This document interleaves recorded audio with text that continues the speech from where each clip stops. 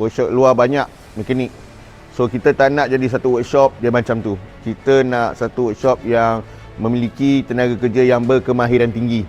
Okay, so mana yang ada knowledge, mana yang kurang sikit, share dengan korang. Sebab kita lebih banyak habiskan masa di sini daripada dengan keluarga kita dan rumah kita. Jadi ini adalah rumah kedua kita. Okay, so make good use of your time. Mana yang SA miss, inform balik, kejar balik. Ada apa-apa parts ke apa ke tak cukup, inform balik lah. So mana yang dah siap tu, yang perlu basuh ke apa, kita ada punya intern untuk bantu kita.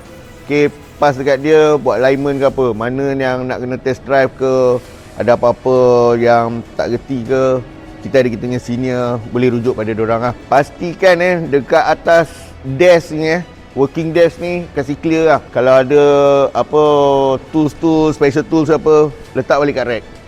Okay, tools kamu, jaga benda ni adalah tanggungjawab kamu. Okay, syarikat dah beri satu kemudahan, jaga dia dengan elok.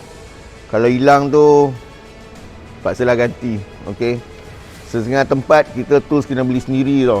So diorang akan potong kerja, and then at the end of the day, bila kamu berhenti, kamu boleh bawa balik lah. Okay, so kat sini ada kelonggaran sikit, syarikat bagi loan, bagi pinjam. Kamu pergi kerja tak bermodal. Okay, so itu satu kelebihan kat sini. Guna, make use of it. Kemudahan ni, jaga betul-betul. Sebab ni adalah tanggungjawab kamu. Selain daripada tu, macam biasalah, sampah semua. Alhamdulillah, tempat makan, clean as you go lah selepas makan.